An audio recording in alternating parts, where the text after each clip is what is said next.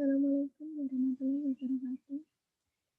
Saya Novi Rosana, tim B300 IPA 857 dari kelas A, mau mempresentasikan review e-book yang berjudul Project Evaluation Criteria for Feasibility Project Toward Inclusive Growth in Indonesia. Ada 3 aspek penting dalam e-book yang berjudul Project Evaluation Criteria for Feasibility mengenai pariwisata dan pembangunan berkelanjutan. Di antaranya, 1. Aspek interaksi, hubungan yang terjadi di dalam tempat pariwisata tersebut. Yang kedua, aspek kesadaran. Kesadaran itu muncul dari kepedulian masyarakat terhadap permasalahan lingkungan di sekitar. Yang ketiga, aspek ketergantungan. Adanya hubungan yang muncul antara pengalaman, lingkungan, pariwisata, dan tradisi masyarakat yang berkembang. Ada 12 dimensi untuk mencapai proyek wisata yang berkelanjutan menurut UNEP dan WTO tahun 2005. Yang pertama, kelayakan ekonomi. Membangun kelangsungan hidup dan daya saing ekonomi destinasi pariwisata dan perusahaan untuk memberikan manfaat bagi masyarakat dalam jangka panjang. Yang kedua, kemakmuran lokal.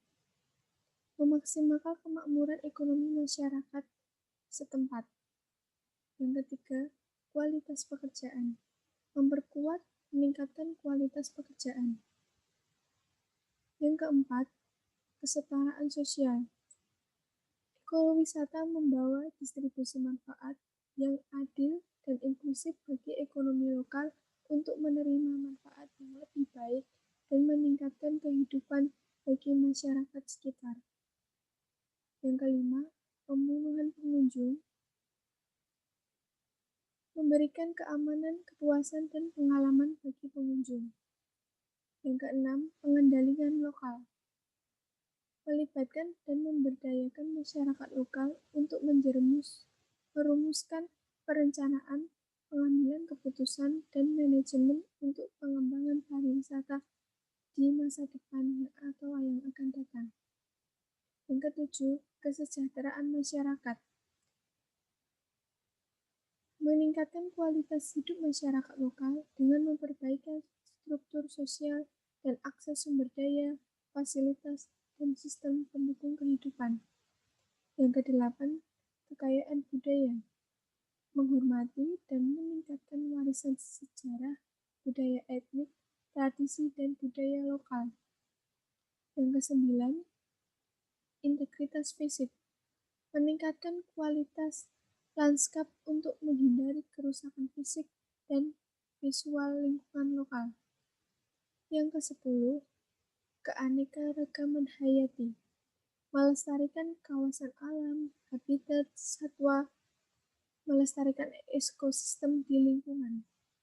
Yang ke-11, efisiensi sumber daya. Meminimalkan penggunaan kelangkaan sumber daya dan sumber daya tak terbarukan dalam pengembangan fasilitas pariwisata. Yang terakhir, kemurnian lingkungan. Meminimalkan polusi udara, air, tanah, generasi limbah oleh perusahaan pariwisata dan pengunjung. Data hipotetik dalam proyek wisata pada periode proyek 10 tahun. Yang pertama, meningkatnya indeks keanekaragaman hayati diakibatkan sebagai dampak dari penambahan dan tanpa proyek yang membedakan GAP sebagai additional project. Yang kedua, proyek ekowisata yang menghasilkan penciptaan tenaga kerja sehingga dapat meningkatkan pendapatan yang akan datang. Yang terakhir, opini dari saya, yaitu ekowisata memang sudah seharusnya diterapkan sebagai proyek berkelanjutan. Yang kedua, dalam mewujudkan ekowisata, perlu bekerja sama dengan masyarakat lokal setempat.